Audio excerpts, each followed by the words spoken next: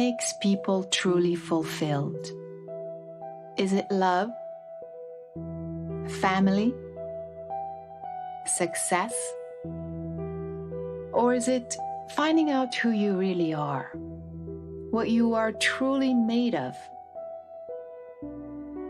So you know your purpose here on Earth and your connection to the universe.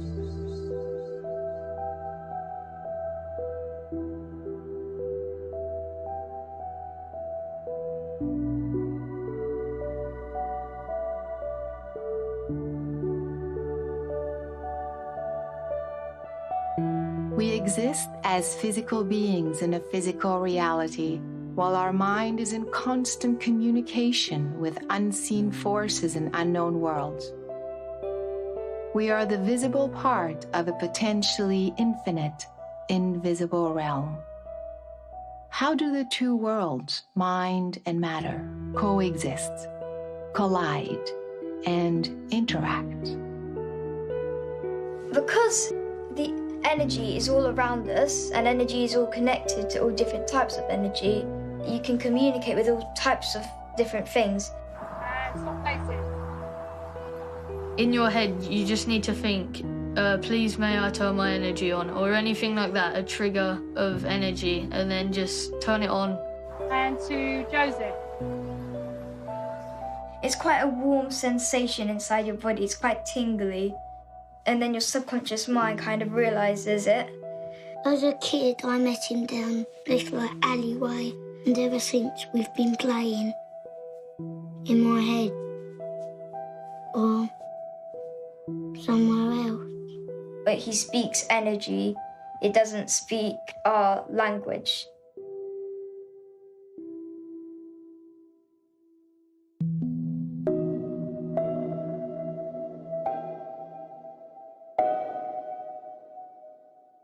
Like many children, when I was young, I was very, very sensitive.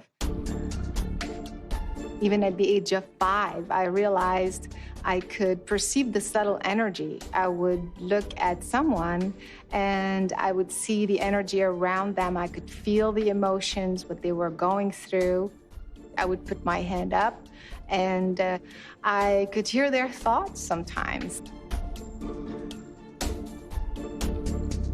That got me on a journey of discovery and research in the field of consciousness, how consciousness works in the physical world and how we can answer some of these questions. For example, when we sense the presence of someone, but there's no one there, what are we tapping into?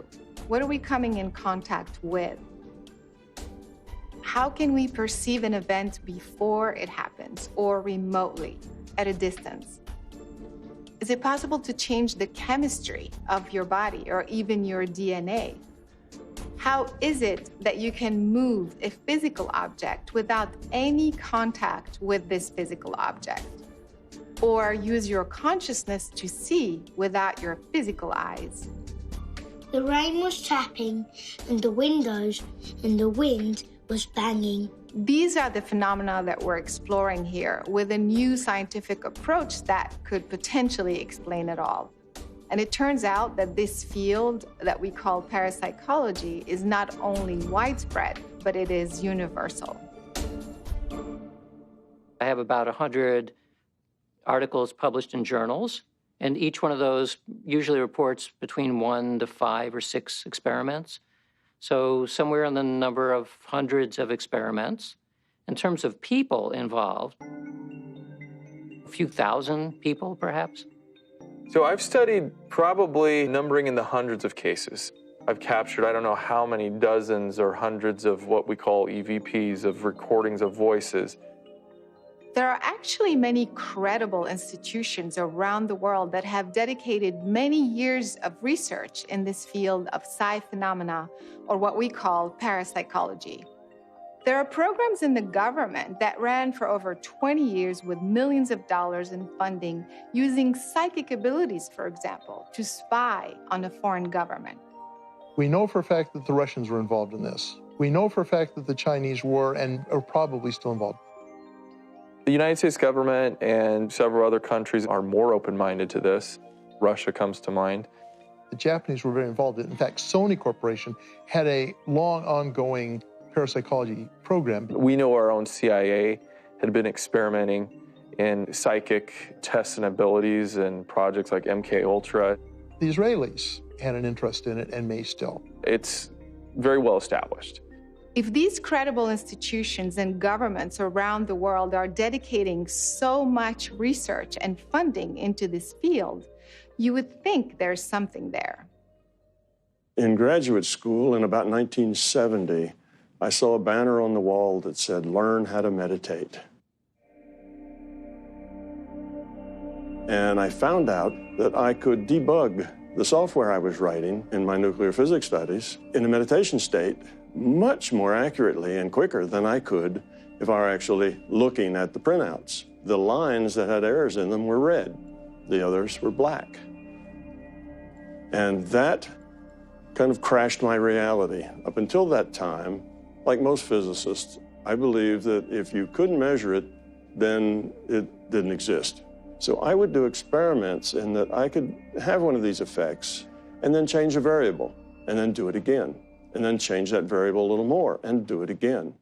From consciousness, your intent can modify future probability, can modify what happens in the physical world, which means that consciousness is the fundamental thing and the physical world is a derivative of consciousness. So I knew that consciousness theory should also contain physics theory. I finished my neurosurgical training at Duke in 1987, and then I started work at Harvard Medical School after doing a fellowship in cerebrovascular neurosurgery, all along thinking I understood something about brain, mind, and consciousness. But that, of course, was the tremendous gift of my near-death experience, is finding out that what I thought was a worldview that we just assumed to be true is actually false, that consciousness is primordial.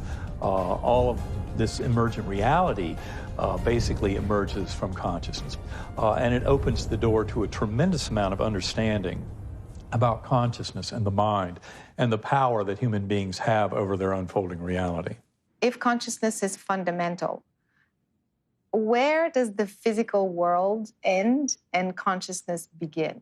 The physical world is a product of the consciousness world. One is within the other. It's not an either-or. It's all one thing. It isn't as though there's a physical world and there's a mental world. There's only one world. It's all consciousness. But it's not just localized in there, it's everywhere. And it's also not in space, and it's not in time. It's somehow before space and time. That's what we mean by fundamental. Consciousness is a kind of a substance, a proto-substance perhaps, which is usually in a primordial, refined state that doesn't even appear to be matter or energy yet. But from that can emerge what we start seeing as a physical world. Just like ice can take on different phases, maybe we're talking about something like consciousness, which has different phases. So if consciousness is a continuum, then some forms of consciousness can appear to be hard matter. Physicists of the 20th century in 1920 and 1930 pondered this quite a lot and concluded that consciousness must be there, even there was no direct way of detecting it. We could only see its physical effects. Consciousness as a whole can be described by the quantum attribute. It's just that the quantum attribute does not follow Newton's laws. It's not physical. It's an entirely different part of the description of matter in the universe. If the physical world exists within consciousness, how come we can see one and not the other? We see physical reality, and we think that we are physical bodies walking around in this physical reality. What we are is consciousness. We are pieces of consciousness playing avatars in a virtual reality game called this physical world. So a consciousness comes here with no memory. So when it logs onto its avatar, that avatar is all it knows. So all of its experience is experienced with that avatar, with that fetus, with that newborn. This is an apple, this is mama, you know, this is the door, this is my house. It just learns how to interpret the data. What's really happening is that the computer is sending this individuated unit of consciousness a data stream. That's how reality is created. I do believe we live in a virtual game, but I don't necessarily believe that we live in a simulation. Yes, I do. No. I don't know. I mean, I don't think simulation in the sense that it's like one giant video game. I don't necessarily believe we live in a computer that somebody else created. I feel like if that was the case, then there would be like technological glitches in the sky. When I think about simulations or the Matrix, I believe we do. We probably thought up this whole construct before we came here and decided we're going to go in and we're going to play this game, and here are the rules, and we're going to go deep into it, and we're going to completely forget that we made this game. I think we are the ones that are running the show. I don't know who's running the show, but I can tell you at times I think it's a shit show. Complete shit show.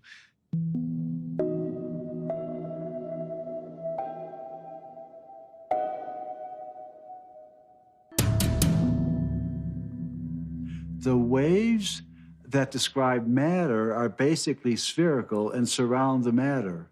But consciousness waves, which exist in this same quantum space, are now spiraling.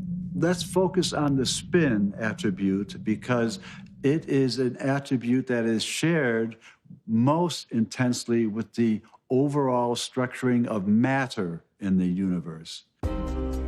My body has a whole lot of protons and electrons in it, and those produce a joint wave of great complexity that's describing my anatomy. Can you imagine that the description of spin in the universe starts with a global spin of the universe, which then restructures in more local spins, which have a memory of the initial global? We see all the galaxies rotating, and the stars in the galaxies are all rotating. The planets around the stars, like our Earth, is rotating once every 24 hours, and so on. Some of that rotation is a memory of the initial rotation. Therefore, the universe is imbued with this enormous description of rotation, from atomic matter scales to the global scales of galaxies and their clusterings and voids and the overall structuring of matter in our universe.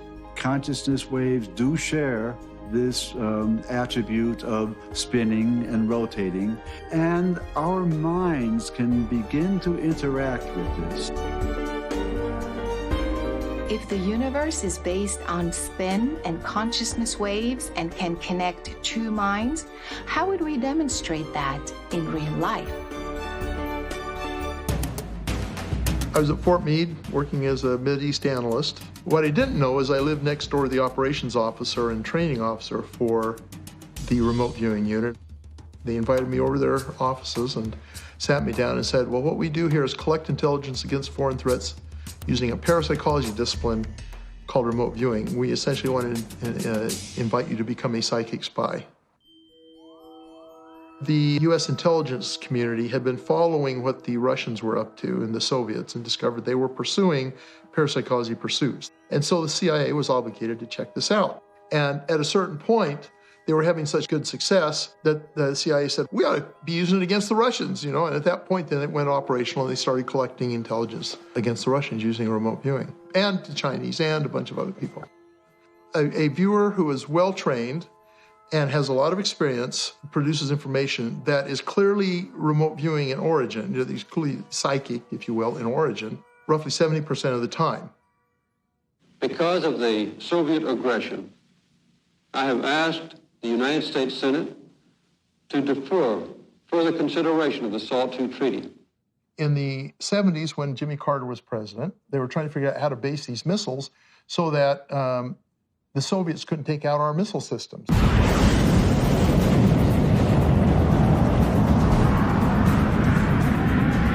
So they built this racetrack plant, kind of a shell game deal, where you had a bunch of these shelters out in the desert, and you shuttle the missile randomly between the shelters, And that would make it practically impossible for the Soviets to actually hit that missile. Problem was, we had to find out if there was a way that the Soviets could beat the system. And so the SRI, Stanford Research Institute folks, did a study, and they were able to identify 100% of the time where the missile would be. And that information was provided to Carter, and Carter canceled the basing plan because it became obvious that there was a way of beating it. I've directed that no high technology or other strategic items will be licensed for sale to the Soviet Union until further notice. It did affect policy. It did affect a high-level government decision. And there is actually a letter from John Warner that confirms this. If there is such a thing as a psychic spy, I was curious to learn how the soldiers may have been trained to spy on the Russians. Actress, producer, and inspirational speaker Rachel Brooks Smith, who is well familiar with mind-body work, was fascinated by the subject and decided to give it a try. So, Paul. Hello. Good to see you again. Thank you. We saw each other at that conference. When I met you, I thought Rachel would be fascinated by the remote viewing. I am very fascinated, very excited to learn. I believe so much in, I guess, all of our superhuman abilities that we have that are untapped. And I am on such a path to discover those and strengthen those and share them. So I'm just, I couldn't be more excited. Interesting, the term used, superhuman. I like to think that it's normal human. I love that, yeah. But that our society hasn't recognized the fact that this is part of normality. So remote viewing is an interesting thing. It's a way of focusing your subconscious mind. Your subconscious mind knows the answer. It's your conscious awareness that doesn't. And so this serves to focus your subconscious mind, and then as you're going to write this stuff down, that's a way of bringing that into your conscious awareness. You're trying to get your subconscious talking to your conscious awareness. I've tried to narrow it down to very core elements to give you at least a flavor of how remote viewing works. I would love to try. Okay. It's like a crash course. Yeah, right. It's a crash course. Every molecule, every atom that's here, we have over here. After a few hours of intense training with Paul, Rachel felt ready for the next step. What we're going to do is call an outbounder experiment. So Caroline and a couple of other folks will pick a target outside of here where we won't be able to know what it is. Then they will go to that target and they will interact with it as best they can. Maybe they can touch it or feel it or smell it or ride around it, whatever it is. Meanwhile, we'll be back here. You're going to go find them consciously. You're going to send your consciousness there to find where they are, and then you'll report on the location where they're at. And if you pick up on it, you'll report on the things that they're doing. Okay. Yeah. So just to clarify, you don't know where we're going. No, I have no idea. So are you ready? I'm ready. Are you ready? I'm ready.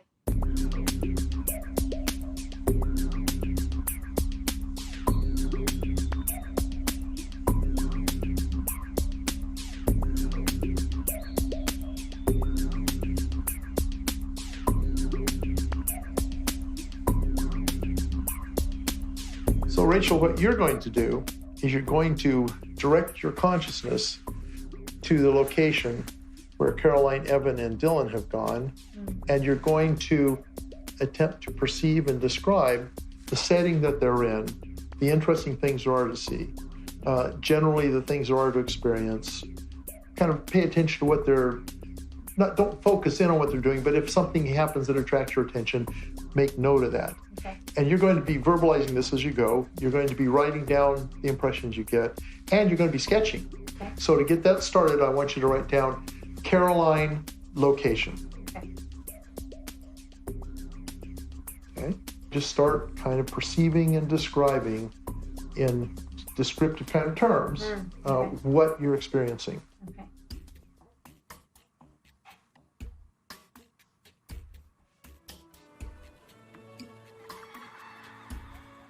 I see laughter.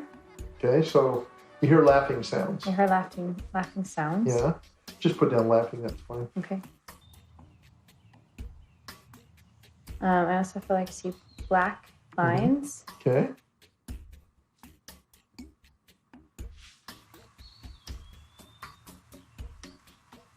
Something red. Okay. Like a feeling of red. I can't feel what, but I feel like Caroline was like holding something. Okay. Go ahead and just put that down. It feels like it's black, like a black feeling. Does it have how does it feel? Like dense. Does it have a texture to it, or? I guess rough would be like smooth but rough. I know it sounds weird, but. Okay. Just place your point of view above. Okay. And see if you get anything interesting from that perspective. Try and take, kind of a bird's eye view. I'm seeing mountains in red. I keep having some experience of like a red, and I don't want to see fall, but like a circular red thing. And then also that, and I can't tell really if it's Caroline or, but that there's like a black, like someone's holding something that is black and like solid. And something hot, like whether it's like a hot drink or something that's hot, that's liquid. I'm gonna write Starbucks on the side. I don't know why I keep thinking of Starbucks, but it's coming up for me. Okay. Yeah, I wrote it down. I'm seeing, my mind keeps going to Starbucks. Yeah, okay. So you wrote it down, you can let it go. Okay, let it go, yep. Yeah.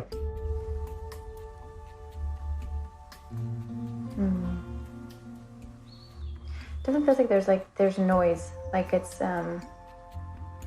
just like noise going on.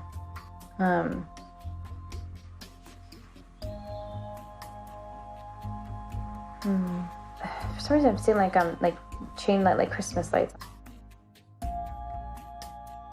Yeah, decorative lights, yeah. If the universe can connect two minds, I thought it would be interesting to try something different with this remote viewing experiment. I attempted to block Rachel's consciousness from viewing our location.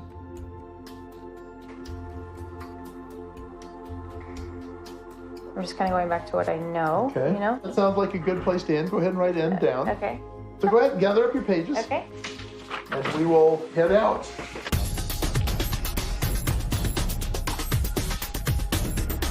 Oh my gosh, this is blowing my mind.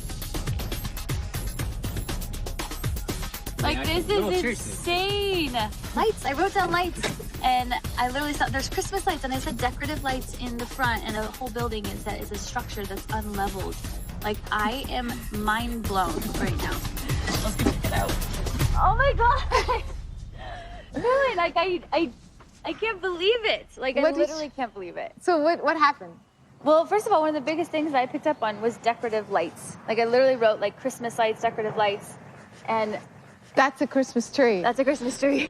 And right here, you can see, I wrote lights, Christmas, decorative. The first thing I did is I walked all the way to the Christmas tree. I kept saying this, like, kind of reddish color, and obviously, like, all the buildings are red. Are red. Amazing. But I also said, remember the circular thing for the carousel? I said there's this red feeling that's like almost like a circular feeling. That is that. So then I actually came this way. Okay. I was like kind of, holding on to this thing and looking up to the Christmas tree. I said gray and black bars. And then we saw this. We were just so curious, like what you were picking I up. had said as well, I talked about like noise and like kids' laughter and playing. I'm so mind blown. How did I get this right? So then what else did you do while you were here? So I came this way and I touched these bars like this. See, and I kept and I did this. And again, just the fact that I said Caroline holding black, dense, rough structures. And then later, like I even drew bars down here. Like I drew black bars and I kept feeling and sensing that. At one point, I came up with like Starbucks and I was like, nope, I'm gonna write that on the left side. Like I wanna get rid of that, And over here on the next page, you can see I wrote Starbucks. Was there a Starbucks involved? I don't know about. No way! Did you guys go to Starbucks? Yes. I should have warned you, don't take any side trips. She said, there's hot liquid involved. And then that led to the Starbucks thing, and I'm thinking, oh crud, did they stop at Starbucks? I should have told them not to do that. Towards the end of the process, so they say the last 5 minutes or so, did you feel like you're having any difference in your experience and your perceptions? Were they stronger? Were they weaker? All I know is that there was a specific point when I felt like that's it. Like there's no more, whereas for a long time it just kept coming up and coming up and coming up. And then there was definitely a certain point where I didn't have any more. You know what I mean? There was just no more. That validates that she was at the target. Does that make sense? It shows that there's a boundary condition that you can interrupt the process with, which shows there is a process to be interrupted. Exactly. Right? This was a crash course. Yes. In just a few hours, and you've never been here before. What did you learn about yourself? I think it just reconfirmed for me the belief that we have so much more capabilities than we think we do, you know, and that I think if you can have an open mind and learn and try new things, I mean, who knows what you'll be capable of, especially after this experience. If we could all live just in more curiosity, not trying so hard, but just being curious about life and about our abilities, I feel like we could achieve so much more, as well as just experience and enjoy life so much more. When the CIA declassified the program, they conveniently left out all of the assessments from the people who used our material. So it's almost like they didn't want people to know how successful it was. Two minds can be telepathically connected. There is a path of coherence with this spinning attribute of consciousness that's joining the two minds. These quantum waves describing the structure of my hand and this couch and your body and the tree on the other side of the room, all of these waves are standing, describing the physical structure of a body which will remain fixed in the universe according to Newton's laws for physical matter. Two physical particles can share properties at a distance through entanglement. Now, everyone is plugged into the same field. So if consciousness waves are spiraling, they carry the same pattern as the larger unified field. They become coherent. And through entanglement, the consciousness of one person could become entangled with that of another at a distance.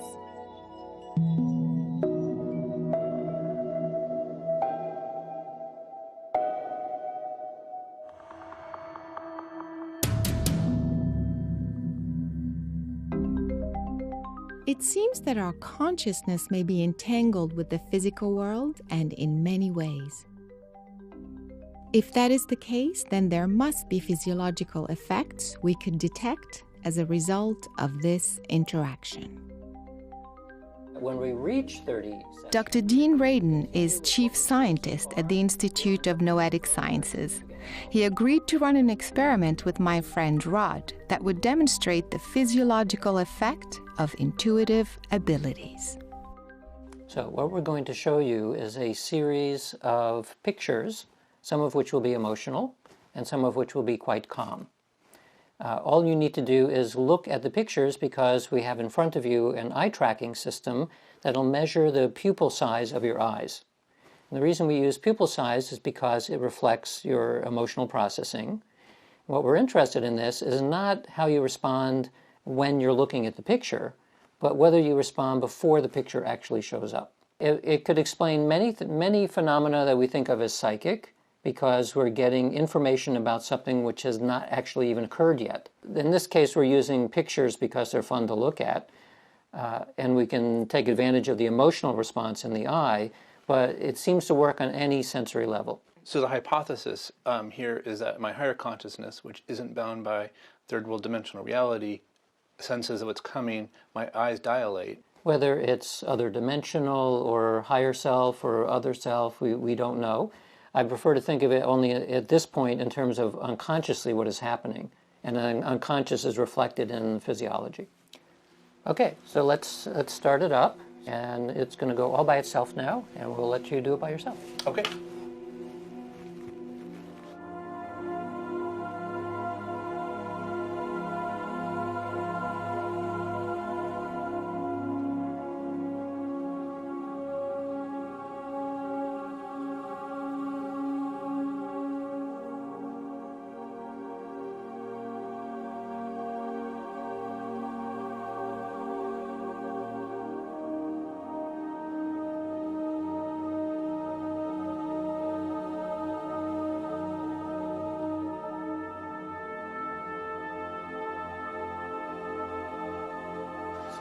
do the analysis.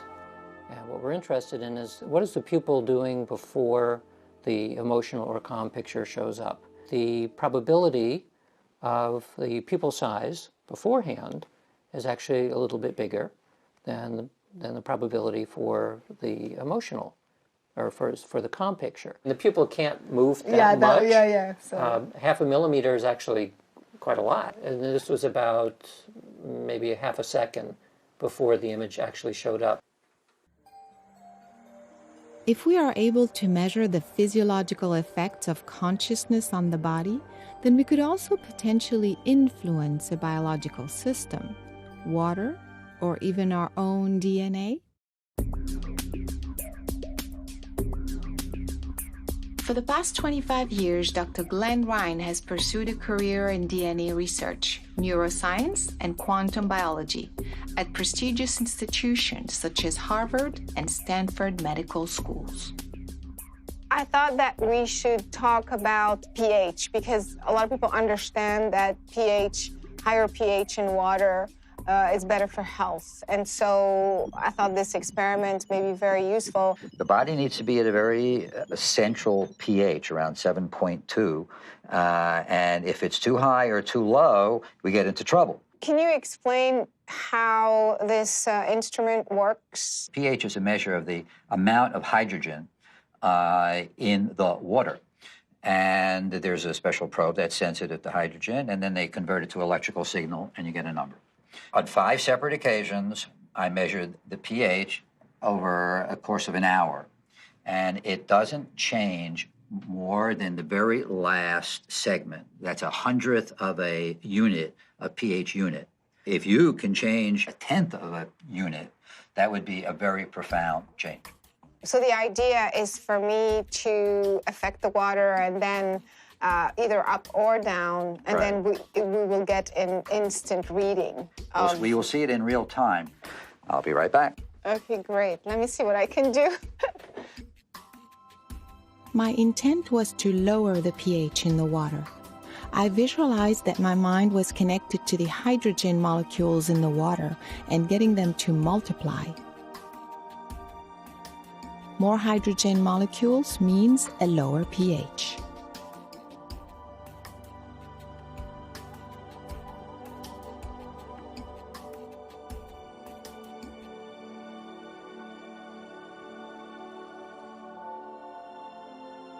So we started at 757. 757. And I dropped it to 747. That's a whole unit. That's a large effect. The fact that you can change this particular parameter, the acid-alkaline balance in water, implies that you could change it in the body. The body has this amazing intelligence. It knows what it needs.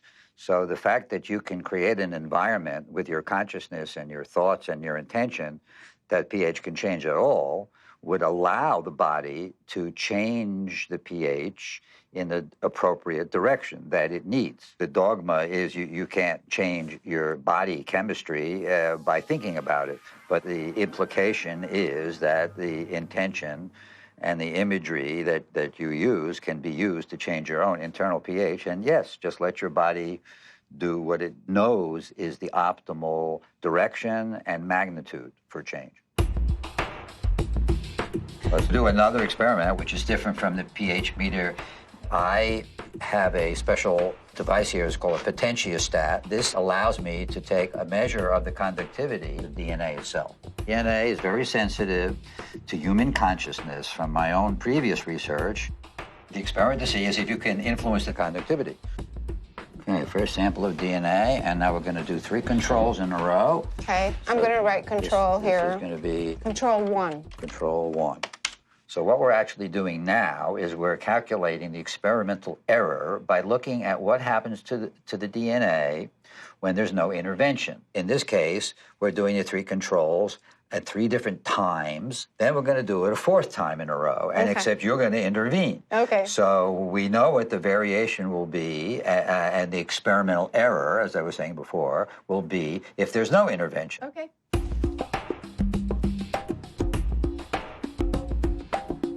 13.2. 13.2. That's the control. Control number 2 is 12.9. So 12.9, okay. Control number 3.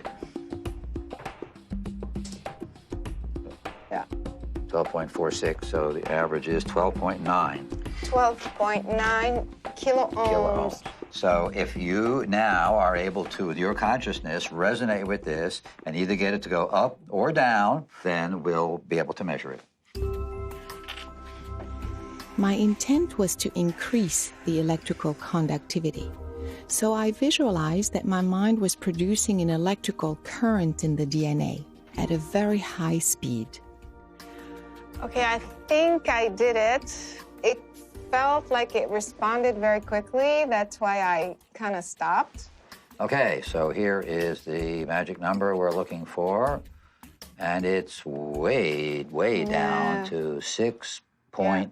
Yeah, I felt like it responded very quickly, and it was... Wow. It's like I zapped it or something. So that's what I'm saying, Yeah. 6.5. Let's do it a couple of times. And this is the same sample. 6.5 50, kiloohms. 50, right. Oh, and that's gosh. Okay, so here's number 2, and this one's measuring at 6.37.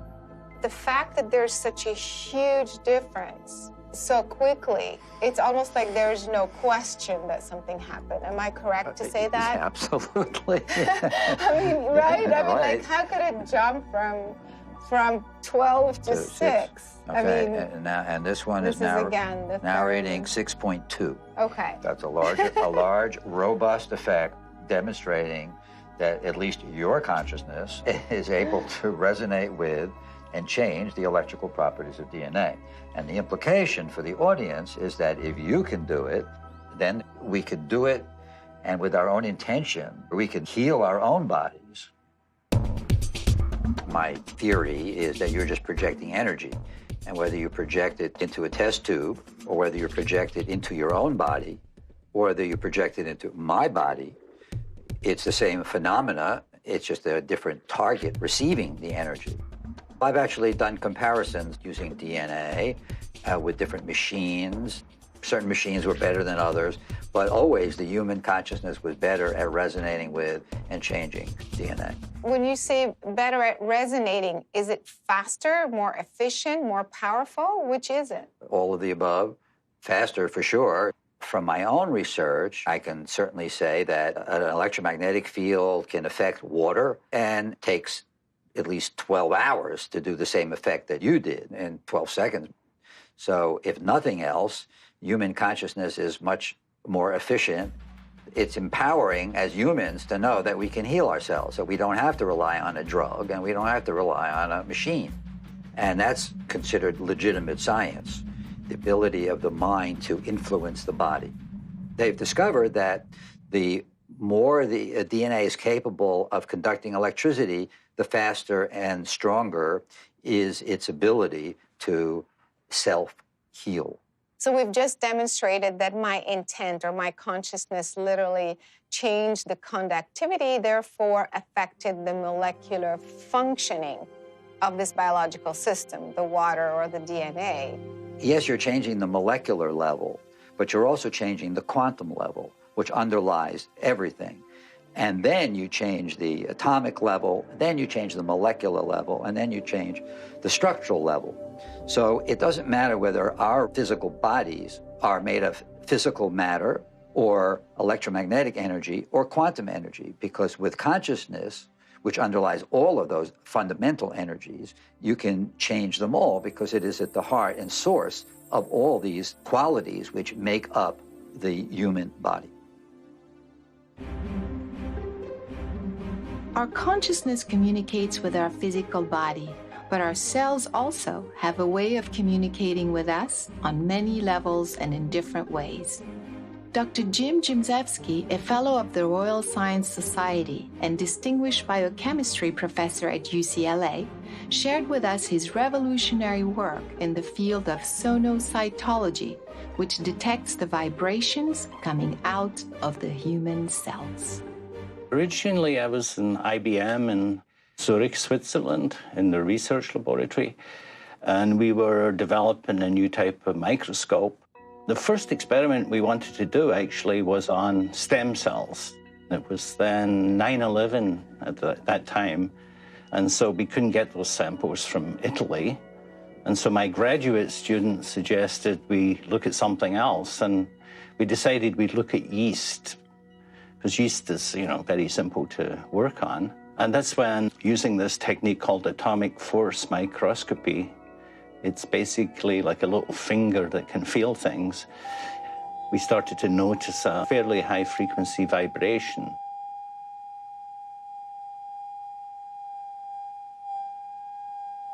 The first thing I thought it was some kind of noise in the system. So we kept doing different experiments and established it was a real effect of the live yeast cell. The technology we use employs a thing called a cantilever. It's like a small flat lever. And at the end of that lever, there's a tiny tip. And when we bring that tip in contact with a yeast cell, the tiniest motion, even on the level of subatomic motion, is picked up by the cantilever. We use a laser beam, we shine it off the end of the cantilever, and that amplifies this tiny motion so that we can record it. Let's just, for the sake of argument, say we take one cell. Inside a human cell, there will be a lot of mechanical processes going on, transporting nutrients, moving things around. There will be motion of the DNA. All of these things can occur essentially at different rates.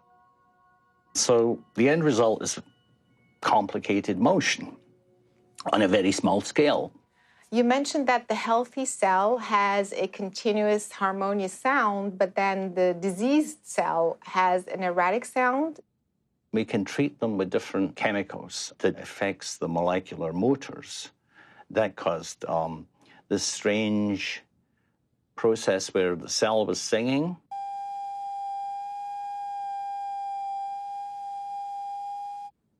And then it started to get, a bit interrupted.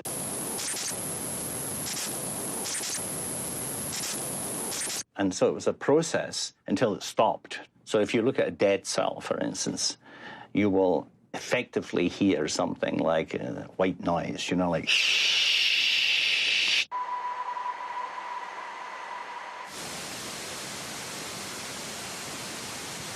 The cells communicate through that effect. And in fact, the fact that I'm speaking at the moment, there's a bunch of cells in my throat, right, resonating, communicating with you. Since the cell has its own cell vibration and resonance, the organ has its own vibration, the entire body then has its own vibration. Is it possible that we are actually an entire instrument, an organism that is resonating, and therefore that's how we are perhaps affecting each other? I definitely believe that we are able to influence ourselves, influence our others. A fascinating observation comes from our own planet, the solar system, and the universe, which also emits sounds similar to the sounds of the cells inside our own human body.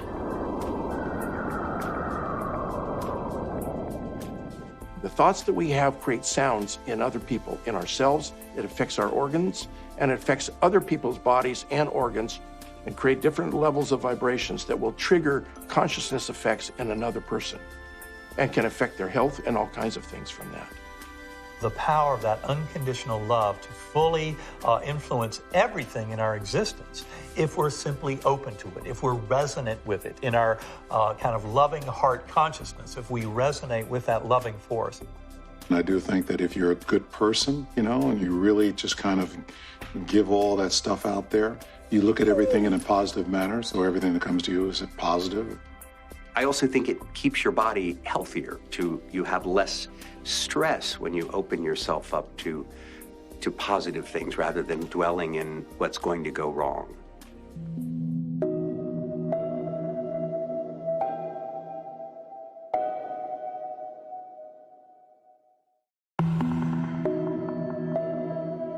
We know our intent, our thoughts, our emotions affect how we feel. But have you considered that what you say may also have a direct and measurable influence on your body?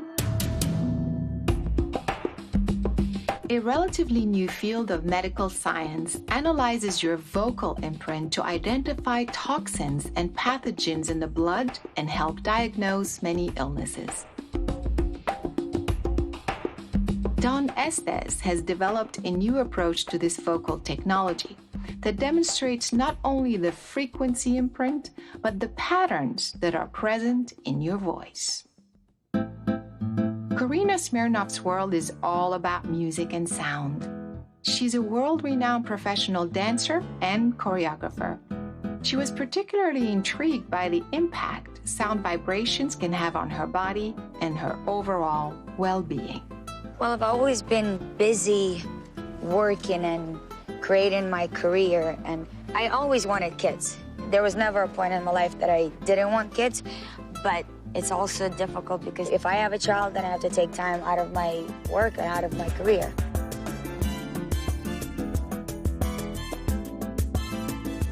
I'm gonna introduce you to my friend. Okay. And then we'll see what happens. I'm just gonna let you discover it. We'll see what I mean. Okay. Karina, why don't you tell us about your life? Well, my schedule is really, really busy. I travel the world internationally constantly. I do 14 to 16-hour days. I always feel like there is never enough time to do everything that I want. So what you're actually going to be doing today is you're going to be doing a new technology called the Portical, which you express yourself into. So we take the voice in, we analyze that, and at the same time that that's happening, I'm plotting this pattern on this screen. Most people use this technology as an intention machine, an intention manifestation machine. I want to speak my intentions into it, and I want that to come true. So we'll have you put that on and flip it around that way. Perfect. Can you talk about something that's really, really bothering you right now? At this point, the only thing I'm missing is having my own kids, having a family.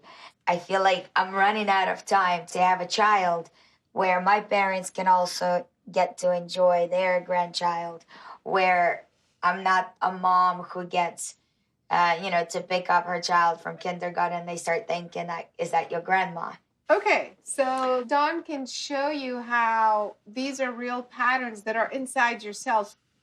Yeah, well, the first thing I noticed about this is all of her outward radiance has kind of gone away.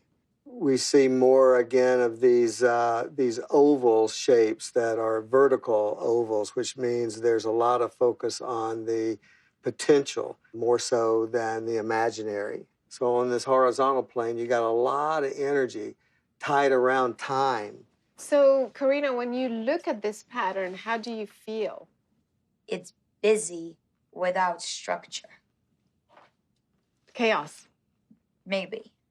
So, why don't you switch to something you really, really love? Something that's working in your life that you want more of. I do what I love.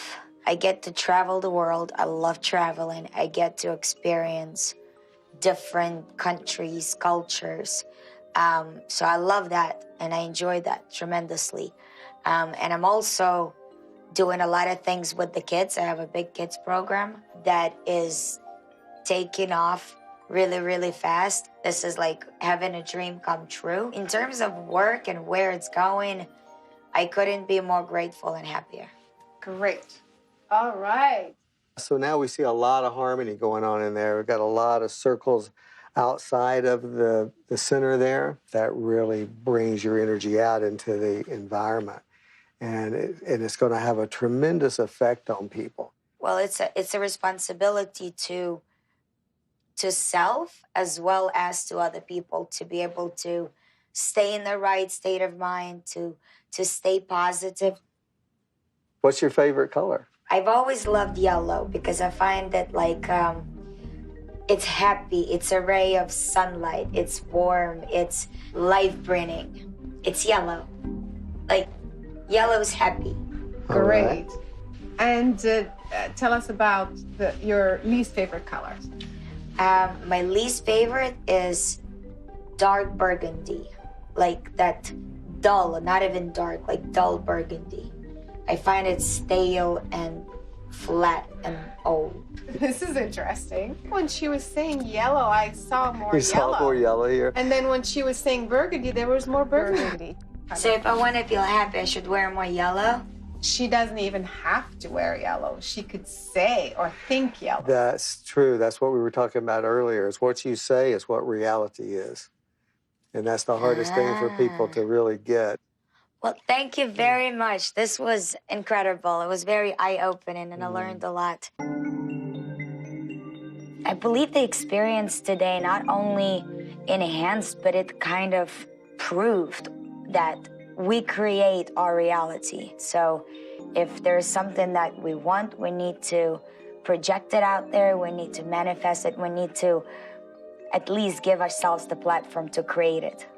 There is something more to a human being other than just a physical being. It's kind of like a fingerprint. It's like each one of us has a individual everything. We have an individual fingerprint, we have a voice print, we have brain frequencies and heart beats. Your heart shows how you're feeling about things. Your brain shows how you're thinking about things. But your voice does that immediately. When you say it into the real world, you make it real. And if you say it enough, it will become real. Reality actually starts on the other side. A lot of scientists that are beginning to see this see it as a mirror universe. Any real thing that's on this side in the direct space we live in that is not 100% its true self, it hasn't totally actualized yet, it still has a potential self, a missing part that's still on the other side. Those two components are discrete, but intention has the ability to reach across that veil and consider these actual and potential components and bring them together. And as soon as it brings them together, a little string shows up over here on this side. You have these automata as the most primary basic level of reality that when added together by intention, they become strings, which become primary particles, which become atoms, which become molecules. The molecules come together and make up cells. The cells come together and make up tissues. The tissues make up organs. The organs make up superorganisms like humans, stars, star systems and galaxies and that sort of thing.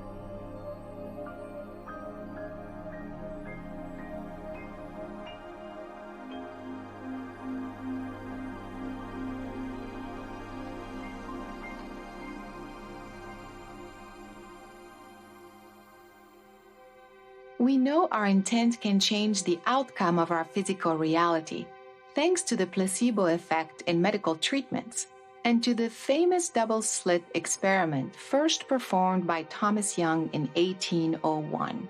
This experiment demonstrates that a particle, which should travel in a straight line according to the laws of physics, creates instead a diffraction pattern only when it is detected and measured by an observer. Now that's called the observer paradox. Why is it that when an observer doesn't look, you get particle distribution, 2 lumps of particles behind each slit, and when the observer looks, you get a diffraction pattern. The particle doesn't exist, you see, until some player gets that information of the particle being there in their data stream. Once that's done, it has to stay there. It has to be a particle from then on. So it acts like a particle. That's what brings it into this reality. It becomes a part of the physical world. Then anybody else that looks there will see that same thing. It is actually very empowering to think that we live in a physical world that hasn't happened yet. It is your observation. In other words, it is you. It is your consciousness that is reaching into the world of probability and bringing it into existence.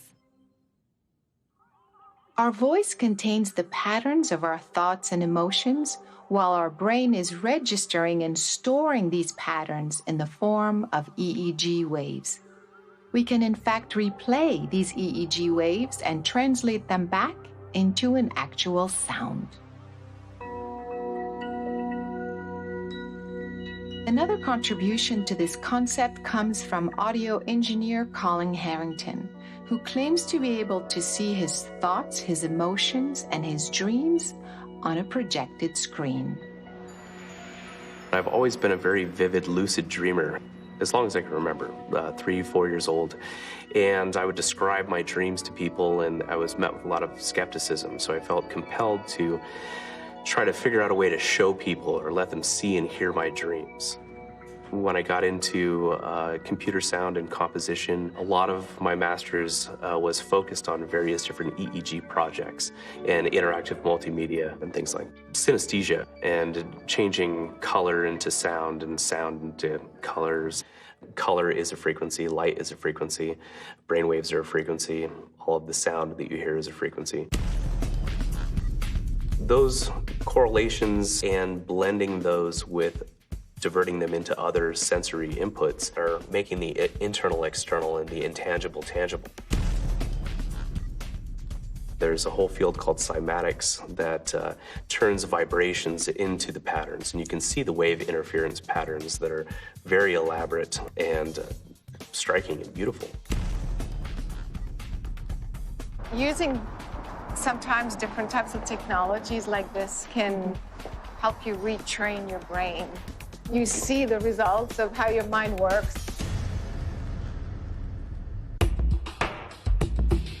Naomi Grossman is one of the most creative actors I know.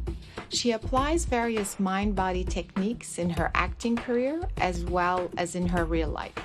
She was fascinated by the idea that she could have a visual and auditory representation of how her mind operates.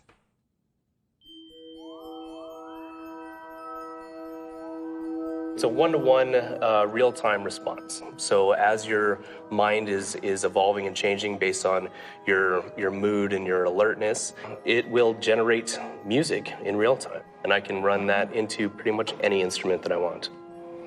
So we'll be able to hear a representation of your feelings. Oh God, I'm scared. There's a little bit of saline solution on this. Okay. It's nothing strange. It's used as a conductor. Oh, I like this look. It's definitely a little futuristic. Yeah. So this will be a little bit better of an example if you wanted to stress yourself out. Go for the stress.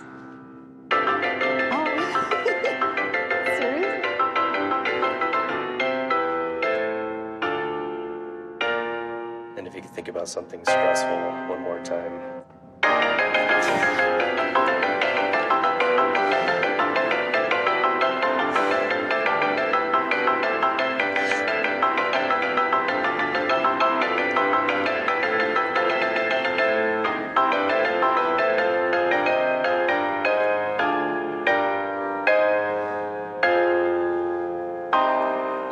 So I think we can see an incredible range. Being in the world of acting, being able to turn it on like that is really impressive, because I've run this, various iterations of this software on hundreds of people, but I've never seen someone be able to turn it on and turn it off, by going to there, wherever there is.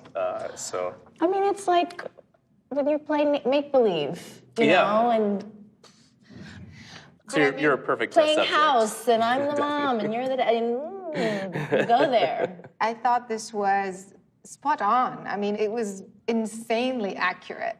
Could you show us a little bit of the visualizer? In other words, as opposed to hearing, is it possible to see the thoughts and emotions? Sure. What I have this map to is blue would be a more calm, and a red would be a more angry, and then we're going to have purple right here in the middle, so we can see if you can change the colors. Can we give it a try? Okay.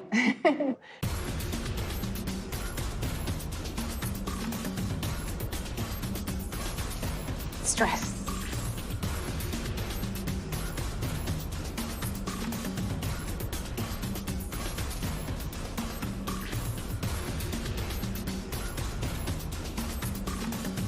And go ahead and try to calm down and reach a state of peace.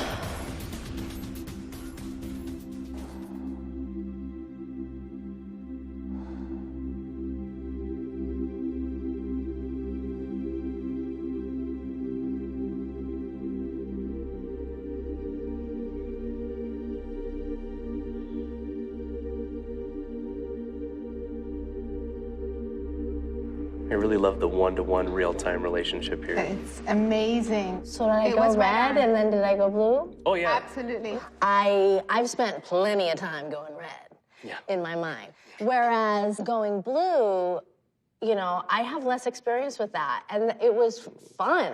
I enjoyed, like, going to Jamaica and, like, feeling the sun on my skin. It can be a conscious decision with training. You obviously have a certain aptitude for turning yourself calm or turning yourself angry that most other people may not have right off the bat. But it's something that you can learn even if you don't have that kind of focus. You can train yourself. Now what we'd like to do is train the computer to recognize an image. Let's try with a positive image. Let's try something with a positive. This is the image that we're going to be using. We can teach the computer how you react to a certain image. I included this blank white slide in there to be nothingness unless you're recalling a specific pattern. So let's try to recall that image, put yourself on stage.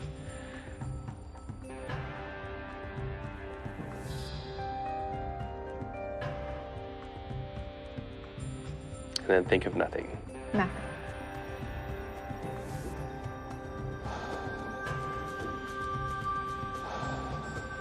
Put yourself back on that stage and feel the way that you felt when you were there.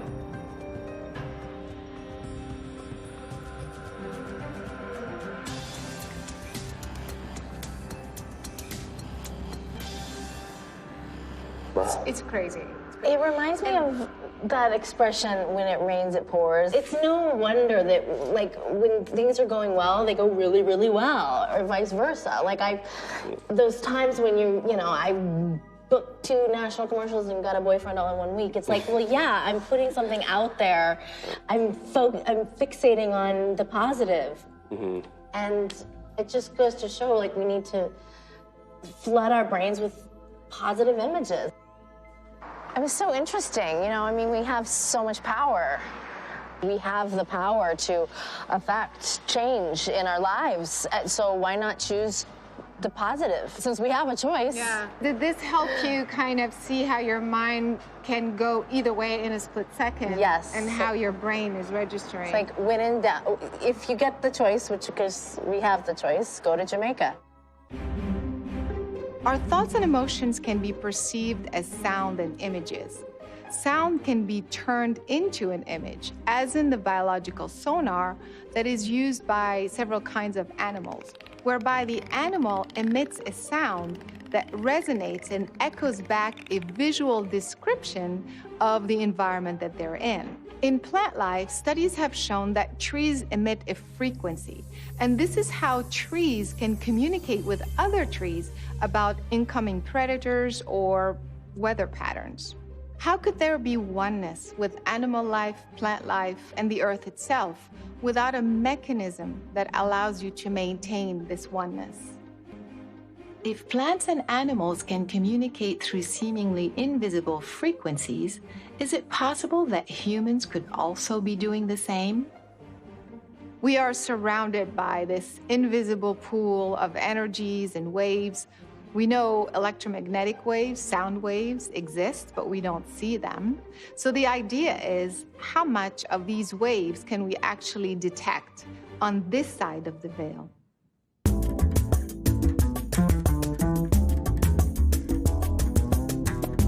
Ex-FBI agent Ben Hansen has been investigating and documenting paranormal anomalies around the world using multiple technologies. He volunteered to demonstrate these technologies to us, so I decided to bring a friend along. Corey Feldman needs no introduction. Child actor, filmmaker, and musician, Corey's fascinated by supernatural phenomena and wanted to join us for some interesting experiments. When I was working for the Bureau, they have looked into phenomena such as UFOs and countermanipulations. Yeah. The devices that I use conducting kind of our own experiments into something that's called ITC research. I don't know if you've heard of that before. So it's instrumental transcommunication. So in about the 70s, people started experimenting and finding out you could take all sorts of electronic devices and voices were showing up on the tapes. A little skeptical. But... and so was I. Yeah. Completely skeptical. Yeah. Because the prime theory of what we call capturing an EVP, okay, electronic voice phenomena, is that we're dealing with electromagnetic waves. And what they found was that you can take a device such as this, which is an induction coil, okay? This experiment we're going to do, you'll speak into the red tape recorder. Then what we're going to do is transmit through this induction coil to the blue tape recorder. The blue is the receiver, the red is the transmitter.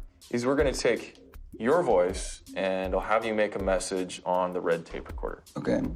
So the first thing I want you to do, if you could take the battery out of the blue recorder for me. Sure. And there's a blue battery in it too. Isn't that convenient? Okay. Great. Put that there. So for quality control, we'll take the blue recorder and we'll just set it over here out of the way. Okay. Okay. Now the red recorder, I would like you to leave a message. Captain's log, stardate 2018.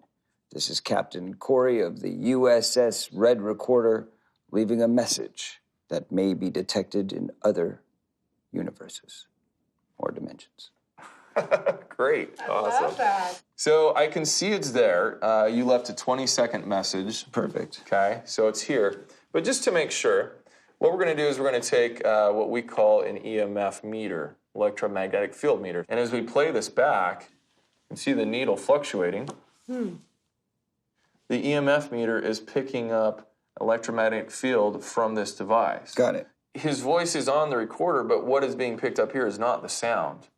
Okay, it's being picked up by an induction coil, which creates a magnetic field. It's just basically magnetic energy that's Magnetic traveling. energy, exactly. So we'll put the meter aside, and now we have a transmitting coil, which is broadcasting the message. And if you could now put the battery back into the recorder.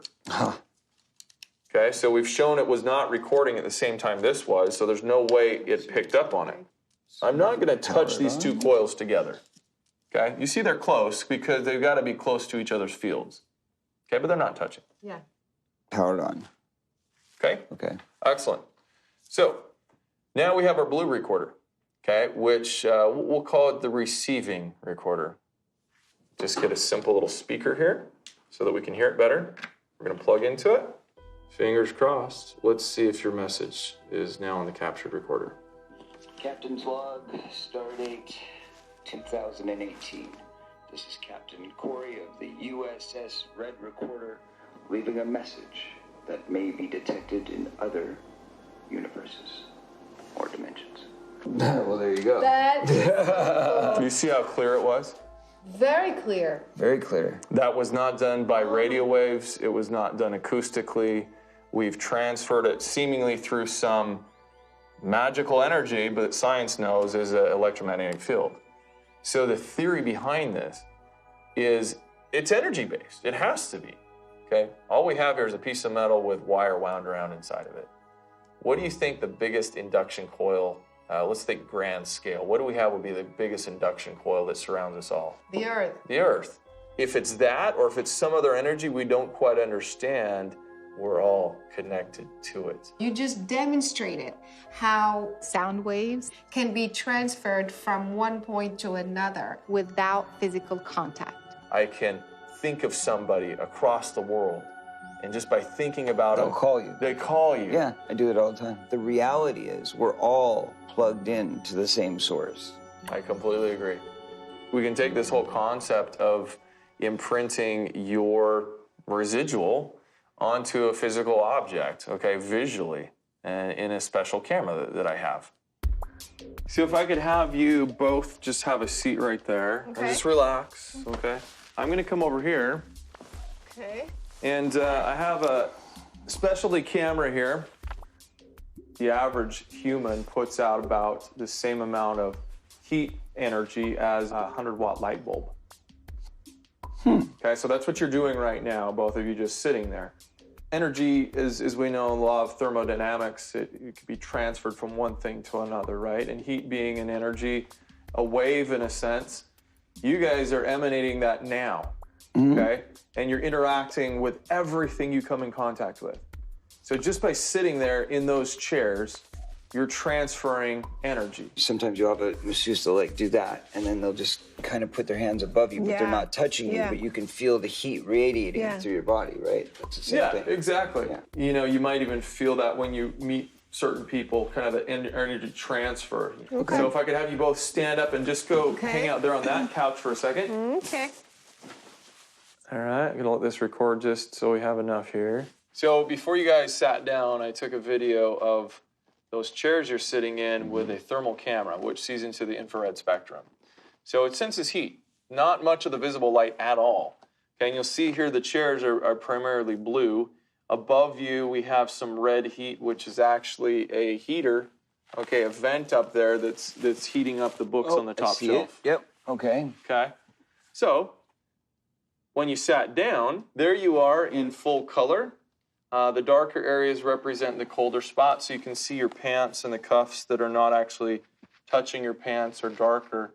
And your faces are the brightest because they're the hottest in frame. So what I wanted to show you was the point that you guys get up here. So you get up out of your chairs. And bam, look at that. That is an imprint. Woo. Yes. And that's some serious heat. Look at that. Oh, wow, look at mine, really bright where my face was. You can see where your hand was on the left hand, and you, I think, had an elbow or something like you were just sitting there. Right. Yeah, but it's really from, I mean, it seems like that's torso. right, yeah, it's right where my heart would be. Yeah, the chest seems to be the brightest. It's not just the heat that we feel, but it's also an energy we can see. We affect everything in the material world with our energy. So if we have good energy and we're putting good energy out to the world, then we're going to get good responses back. But if we're putting out negative energy all the time, then you're going to have negative come in and affect your life that way until you make a conscious effort to stop. And once you go, I'm going to believe everything is good, everything is fine, it's all going to work itself out. And then all of a sudden things start to reverse themselves. I will never tell somebody with 100% certainty what I captured on this tape recorder or on this video is a ghost, an alien. I don't know that. I don't believe in ghosts, mind you, I never did. But there have been things that have happened where it makes you question it. All we know is it's unexplained. And it's something that we can't see, but it's being perceived. And somehow technology is capturing it. Obviously, I believe that there is much beyond this reality. I mean, I have many variations on that. So if we're talking about the spiritual realm, or if we're talking about the interdimensional realm, or, you know, there's a lot of different kind of understandings of what that means. We probably occupy the same physical space. So if we do, but we don't see each other or all the time, what would you call that? And a dimension is just kind of like the only word that comes to mind. So multiple dimensions, yes, I think it's very possible. The fact that people said, oh, well, this is God, I believe is just a limited capability of understanding at that time. What they saw in miracles and things that happened before them were unexplainable in any other way other than saying, that's God. Outside of the physical, I believe that there is an energy out there. I do believe there's a bigger force at play. Something's happening that's bigger than us. Beyond the body, once we leave our meat puppet behind, we go back to our actual true existence. At times I get frustrated that I can't see it, even though I have like these beady Canadian close-set eyes that I would hope that are like laser beams to be able to see these things. I can't, and it really frustrates me. You know, it's like you pull the goggles off the virtual reality and you're home again. And when you're brought back, you maybe choose what you want to be. Our reality, in essence, could be different to different people, although I do think there is one truth. The problem is that science has not caught up to be able to explain the rules by which it operates.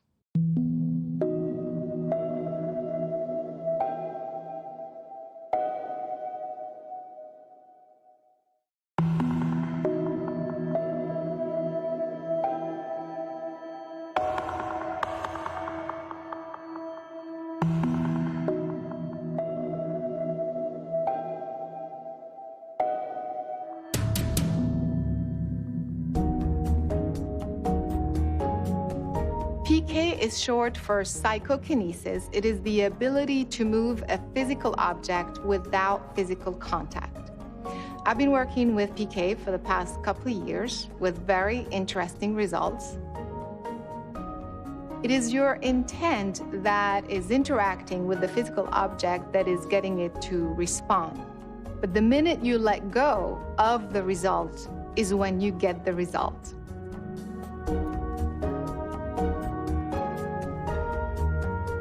At the Institute of Biosensory Psychology in St. Petersburg, Russia, you can learn how to use your consciousness to move a physical object. A graduate from this institute is UC Berkeley's quantum physicist, Dr. George Weissman, who has been able to demonstrate these effects repeatedly and over the past several years. Well, it's just a freely suspended object. And it's inside a glass cylinder so that it's isolated from the heat, from drafts, and so on. If you leave it alone, it doesn't move at all. What we do is to basically focus on it and make it turn. So from the ordinary physics perspective, this is impossible. It's not there's consciousness and there's objects. Objects and space and time all are manifestations within consciousness. It's a kind of unification. Matter, so-called particles, are more like information carriers. Particles are not things. Even once you've seen it, it's not an actual existing particle, but then it can be thought of in a way. It is described by this wave function, which is just a probability function.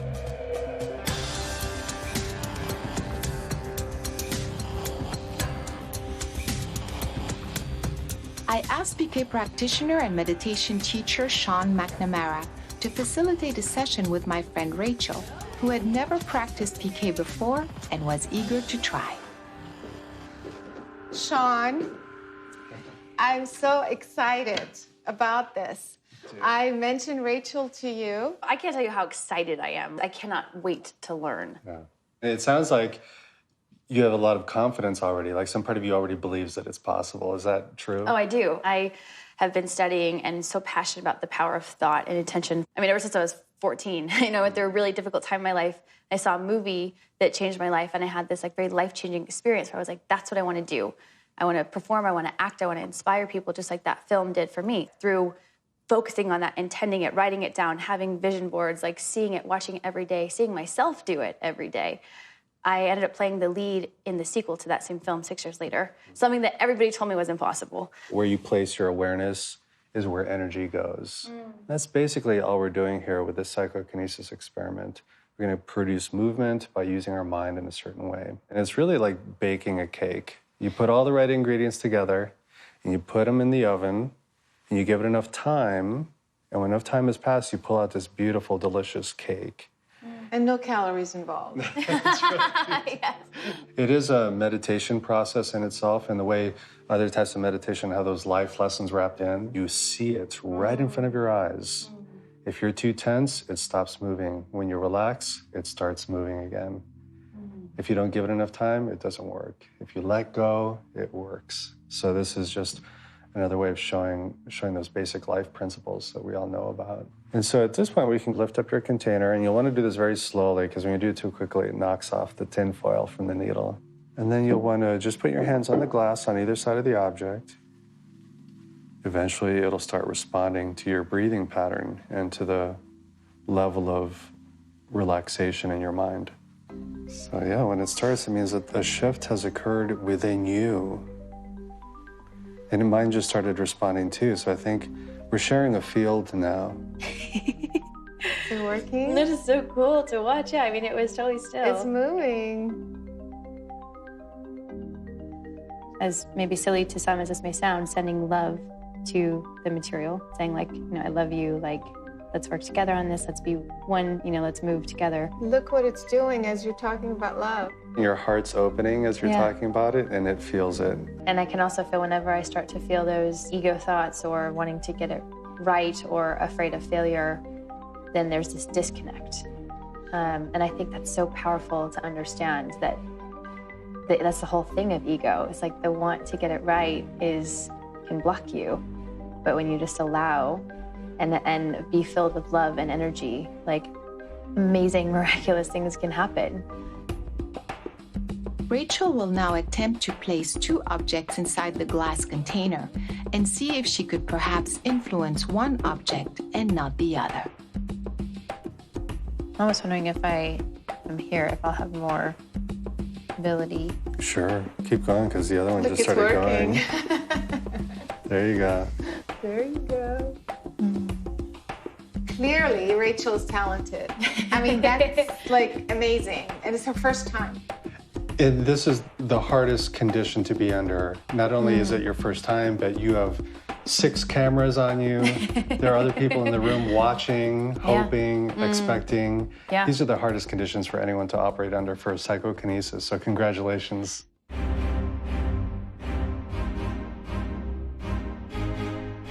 Did you have fun? Oh my gosh, it's so much fun. After even just those 2 experiments, you know, I learned so much about myself.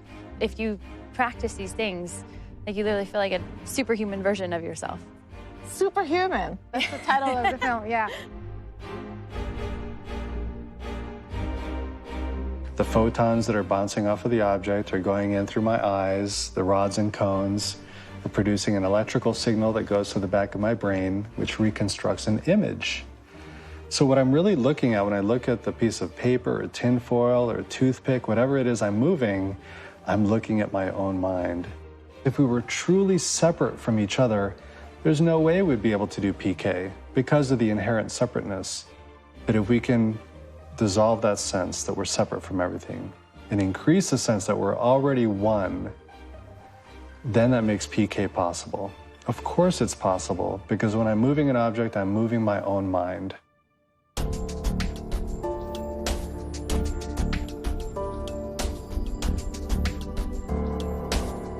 Dr. Mike Willeke is a professor of neurobiology from the University of California in Berkeley and a researcher at an NIH-funded laboratory.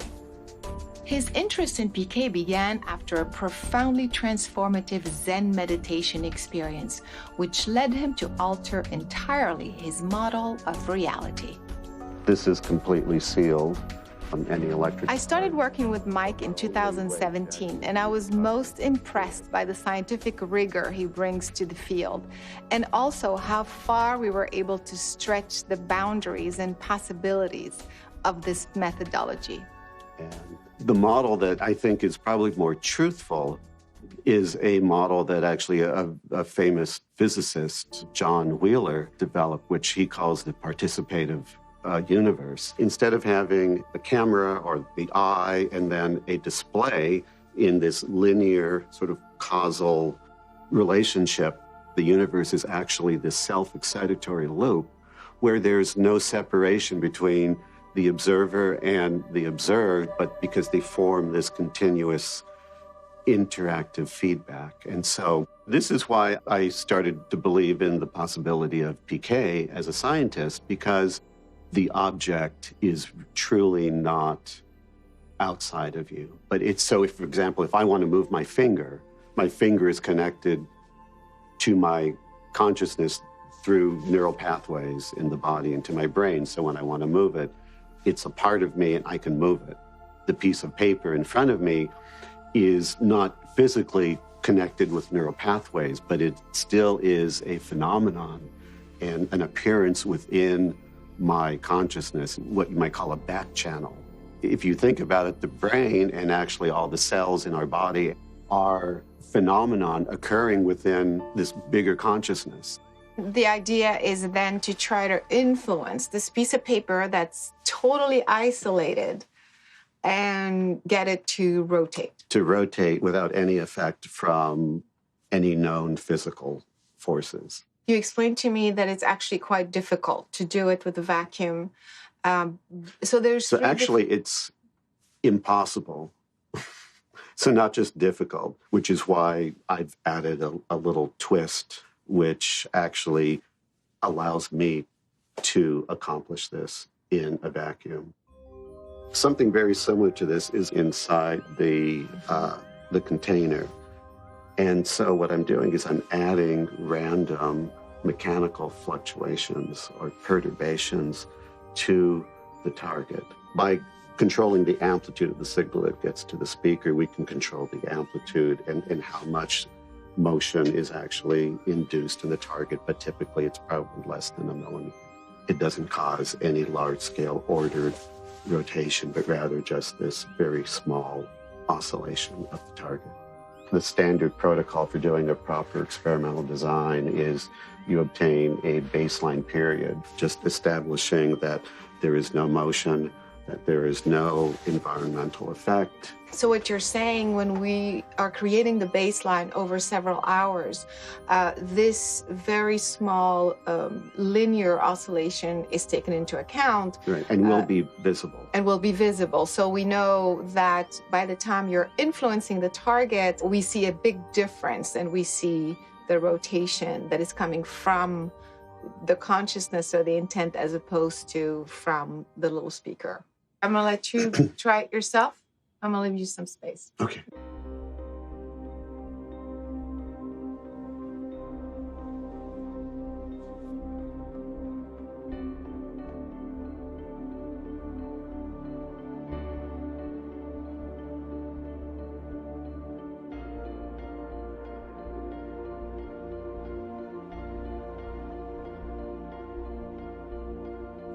So Mike, how did it go? What happened? If you can see, here's the baseline, and it shows that the target is randomly moving back and forth, maybe like a degree or so from peak to peak. And then at this point here, you see a larger rotation. It's not something that I am willing with my mind and saying, move or, do this like a command, but rather it's much more of a feeling of connectedness. It is becoming clear that mind and matter are entangled, and the separation between objects and consciousness is nothing but an illusion. If that is the case, then I should be able to influence the same physical object in close proximity, or perhaps 1,000 miles away across 2 states. Well, let's find out. Hey, Mike, how's it going? Hi, nice to see you again. Yeah, you too. Have you been practicing?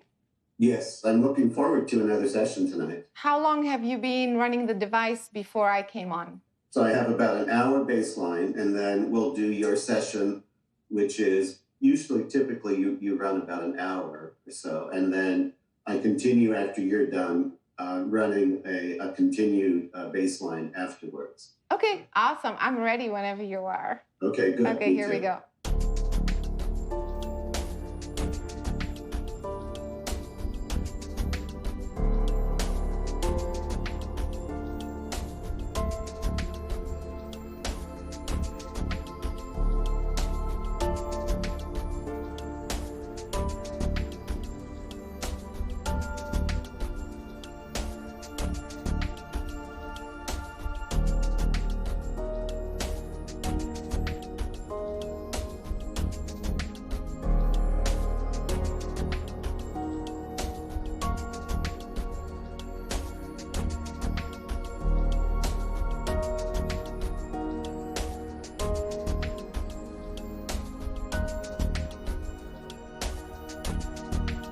It was just like turning. That's really something I haven't seen before, having it rotate multiple times in succession like that. Is it possible the people who are watching would say this is a fluke? Could this ever be a fluke since the baseline was established for so long? Typically, during the baselines, it's completely motionless and still. So I'm confident that the results we're getting are being really provided by your intention and not by any other kinds of environmental factors that could be influencing the target.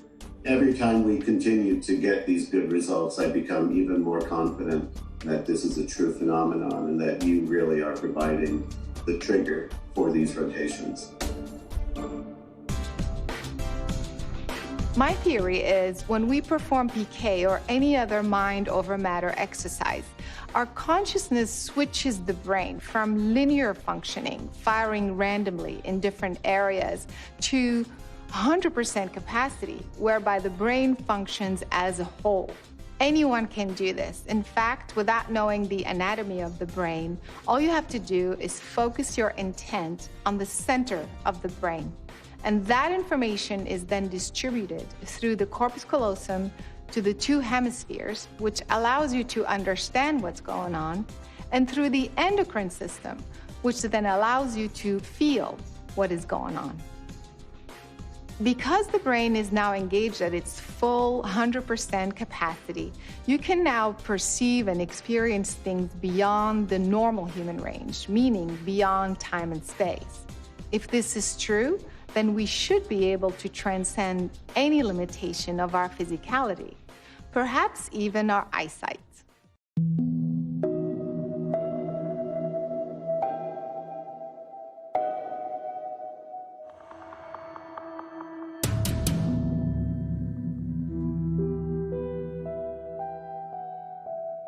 Our first stop is in the UK, where we encounter children who are using blindfolds to access their superhuman abilities. We're gonna play some games. Put your blindfolds on for me, please. Ready? Justin, tell me what's on this card. Teacup. And now tell me what's on this card. Tiger. Isabella, what is the shape and color of this stone? Kind of like a circle, and it's not really, it's kind of like see-through. Here's yet another example of how consciousness can interact with the physical world beyond what science claims to be possible. When we work with the blindfold, it's so that we can encourage the children to use the vision that they have with their higher consciousness. Evie, tell me the shape and color of the stone. It's red and kind of a circle. Yes. Evie, tell me what I'm holding in my hand. A wooden spoon. We expand their consciousness beyond that they believe or understand that they can, take them out into universal energies. Okay, now let's go search for that beautiful inner light of yours. I can see it. Fantastic. Bring the light out into the area around you, your light field. Good boy. Well done. I can see it.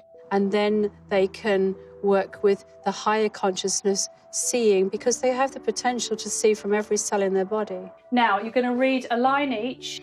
The other dragons were purple with smooth, shiny scales, but Marmaduke was faded orange with sticky out scales. Excellent, good girl. It's like witnessing a miracle. It's really, it's just beautiful to watch. George was enjoying a quiet evening in the Heavenly Hippos Wildlife Park.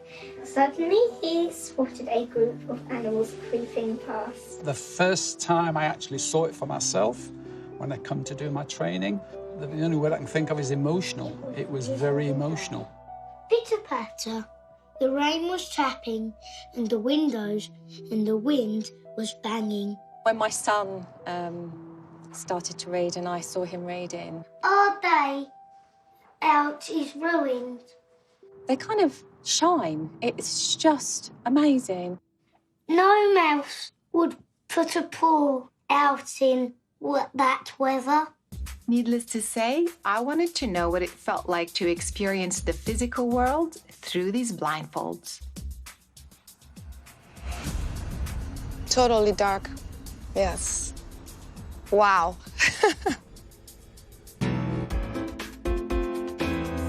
Witnessing these incredible children up close got us on a journey to discovering others around the world who are applying similar methodologies to achieve mind-blowing results. At MPUSA in Ogden, Utah, a blindfold technique called Vibra Vision helps you sense the vibration of various objects in the physical world. All physical matter in the universe is actually a form of energy that's made up of atoms, and those atoms are cycling or vibrating at a certain frequency. Practicing VibraVision gives us the ability to access our sensors and to perceive those vibrations, and then convert it into a usable mental image we call mindsight. Red, yellow, blue, yellow, orange, blue, green. we can see the unseen, to do things that are thought of as impossible. 8 of clubs, 10 of diamonds, 5 of hearts. 1, 2, 3. At MPUSA, folks of all ages demonstrate these incredible skills inside the academy and out in the real world. How about the grilled chicken and sausage gumbo? Gumbo. That's fair. How much do they cost again? To $29.98. Correct. And Colton, what were you just touching? These are fan boxes. All right. What color is that? That's it. Let's find the Lay's brand.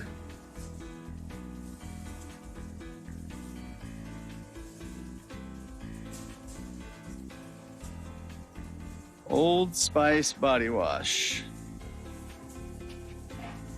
Very good. From Utah, we make our way to Stuttgart, Germany. There, children are using a different approach to the methodology and display skills with impeccable accuracy. In the beginning, it felt a bit weird when I was able to see without my eyes, but after a while, you get used to it.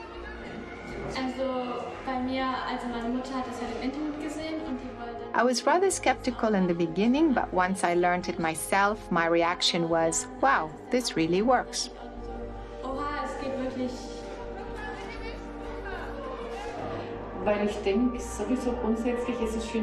I believe much more is possible than we know. Human beings have a lot more skills that they could develop. I also have a granddaughter who learned this skill and bops around with the mask here today. I'm amazed how well it works.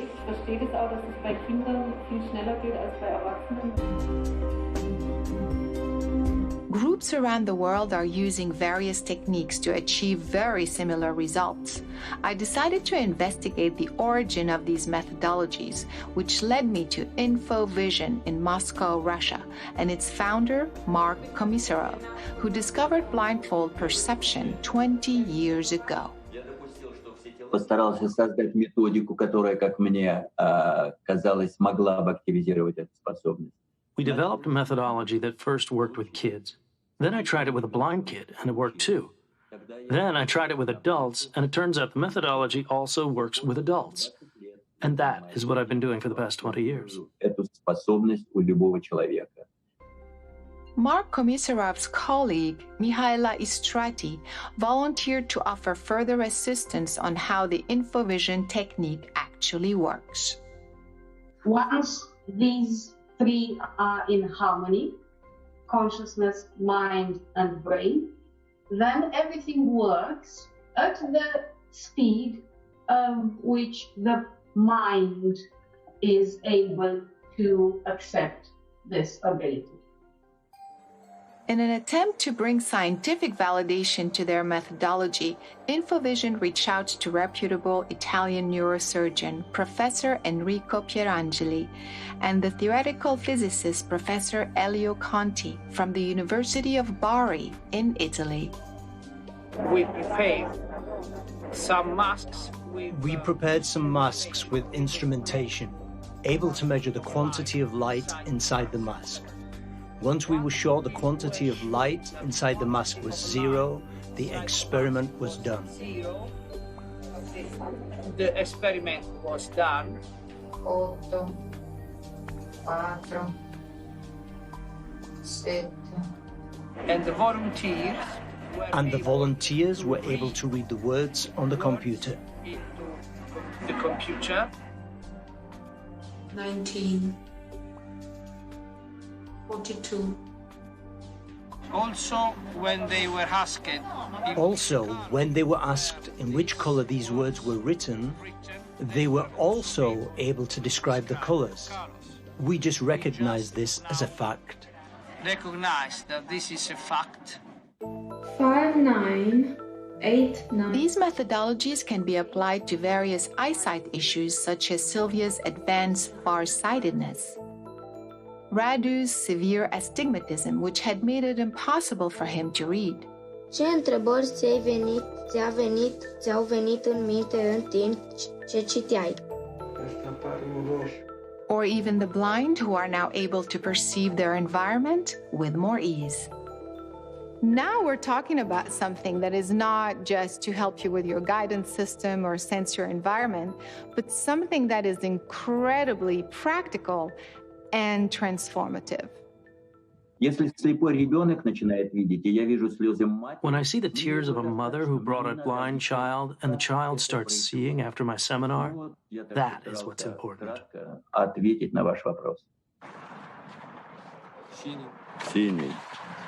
All the senses are coming together, and that gives you the experience of the environment non-locally. So it is not that you are visually seeing what is behind you, you are experiencing what's behind you. Back in the US, I shared my research with my longtime friend Kim, who at the age of 33 discovered she suffered from a rare genetic macular disease. While her condition is medically impossible to cure, Kim was willing to defy the odds and potentially try to regain her perfect eyesight. My eyesight is something that's been not normal for half of my life. So the first half of my life, first 33 years, were perfect vision, perfect. And then at age 33, a genetic disease appeared and became worse and worse over a period of 2 years. And it's a rare eye disease, and it affects the macula. My biggest problem is I can't read very well, and I have a lot of different reading aids. I'm trying to stay open to anything, so I'm very excited, and I'm hoping that I'll have just improvement in the sort of clarity of what I can see and be able to read a little easier, to be able to see somebody's face a little clearer, read a sign. It's just so frustrating.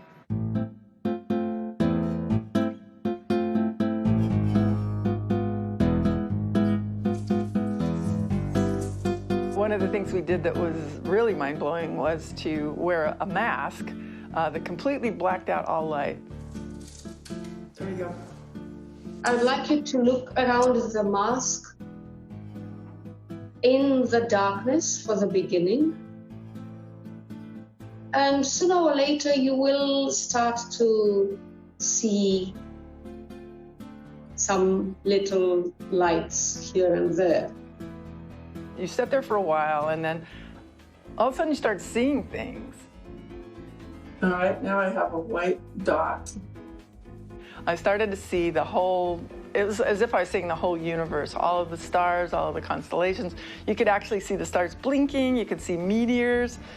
Because I can still see the stars again. It was very cool. It's like you were, and so you could just sit there for a while and just enjoy the show. And then we started to use colored pieces of paper to determine if I could see colors. Yeah, so let's do like this. This is green. See if there's any difference in the colors. Here says purple, the opposite color. Mm-hmm. Here is red. Well, I couldn't see 100% of the colors. Some of the darker colors were harder to see. I could see colors. I just have to wait, and then it shows up. Which is kind of the point of the whole thing. You don't need your eyes. It's your awareness or your consciousness that actually is doing the perception. And it actually feeds to your visual system so you can then see it. So your consciousness sees it before your eyes see it, not the other way around. Everything's your attitude, which is your perspective, the way you go into things. It's just keep that attitude. I can do this, anybody can do this.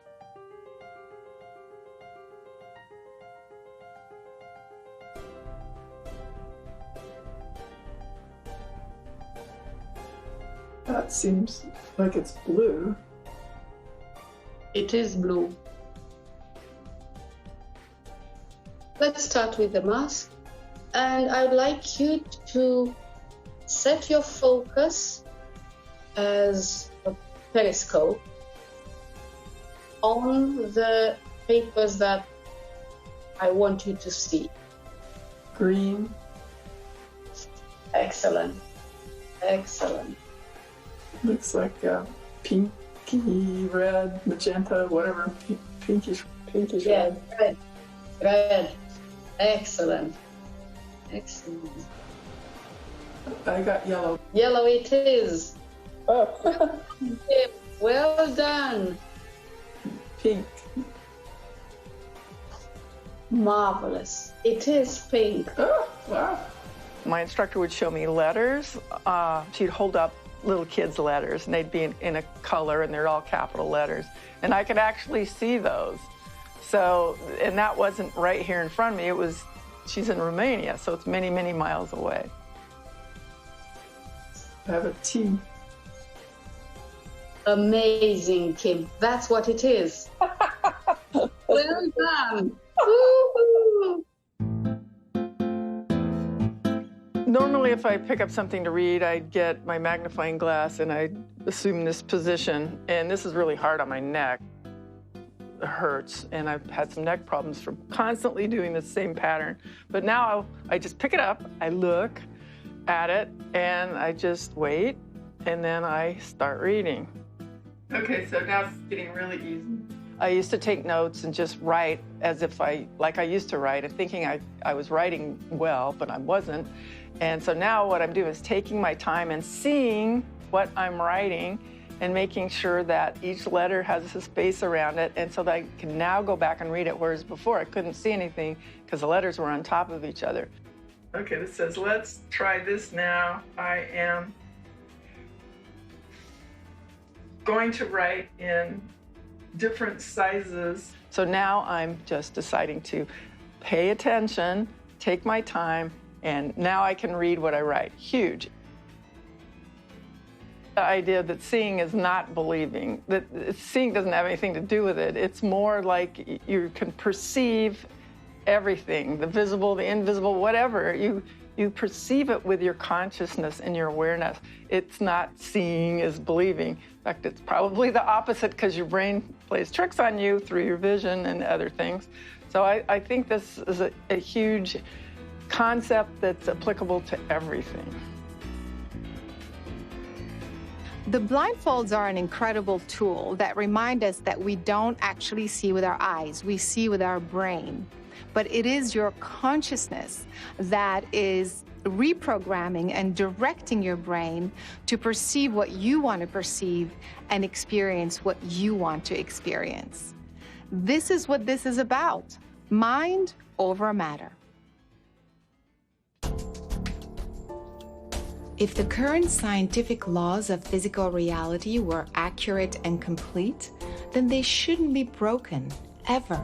And yet these laws are being broken every day, repeatedly, by hundreds of people around the world.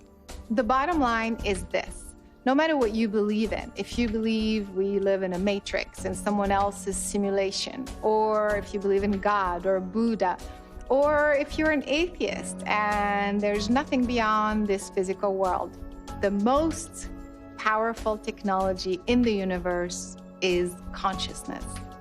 If your consciousness can change the chemistry of your body, if your consciousness can allow you to see perfectly without the use of your eyes, if your consciousness can allow you to move a physical object without physical contact, if you can influence an electrical device, an electronic device, or a computer nearby or at a distance, well then who's more powerful, you or the physical world?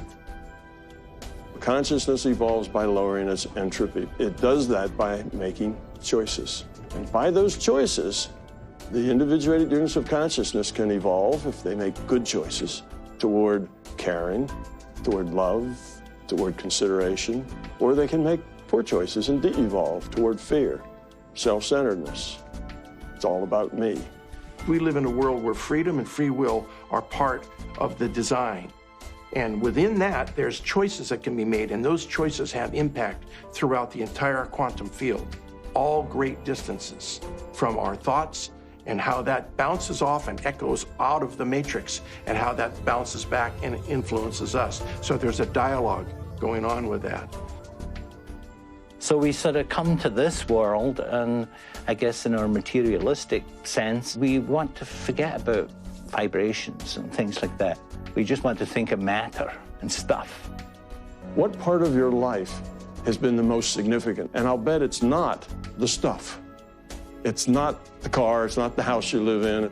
It's there, and it's important. Yeah, you need your car to get around and so on. But what's really important in your life are your relationships, the caring, the love, the significance of connecting with other people. What am I doing here? I know I have to pass on my this, and I have to give my kids this, and I have to, you know, it's all of this stuff. Love, I think, is the main reason we're here. For me, knowing that that's it allows me to look at every day and just, I'm in love with life. The purpose of the universe is for life to emerge and thrive. We believe that these principles are universe-wide. The purpose in so many ways of existence is to know thyself. The self-awareness of the universe, this profound quality of awareness, of conscious awareness of existence, is inherent in the universe itself. Exploring your superhuman abilities allows you to discover your own potential, the mechanics of your consciousness. In other words, understand who you really are. As you think, as you feel, as you make choices, you contribute to the expansion of humanity as a whole. From a limited state of being to an elevated superhuman species that fits within the grand design of an intelligent universe. So now ask yourself, are you a superhuman?